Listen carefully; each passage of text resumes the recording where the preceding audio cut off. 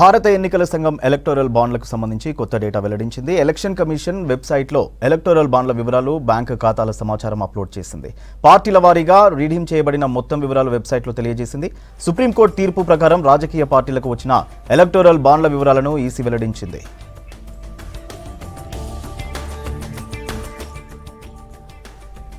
Electoral బాండ్ల ద్వారా బీజేపీకి 6,986.5 కోట్ల విరాళాలు వచ్చినట్టు ఈసీ తెలిపింది. అత్యధికంగా 2019-20 మధ్యకాలంలో 2,555 కోట్లు విరాళంగా వచ్చాయి. తృణమూల్ కాంగ్రెస్కు ఎన్నికల బాండ్ల ద్వారా 1,397 కోట్ల నిధులు సమకూరాయి. బీజేపీ తర్వాత అత్యధికంగా టీఎంసీ పార్టీకే విరాళాలు వచ్చినట్లు తెలుస్తోంది. ఇక కాంగ్రెస్ పార్టీకి 1,334.35 కోట్ల నిధులు వచ్చాయి. ఎన్నికల బాండ్లతో బీఆర్ఎస్ పార్టీకి 1,322 కోట్ల రూపాయల విరాళాలు వచ్చినట్టు ఈసీ తెలిపింది. బాండ్ల ద్వారా అత్యధికంగా నిధులు పొందిన 4వ పెద్ద పార్టీగా బీఆర్ఎస్ నిలిచింది.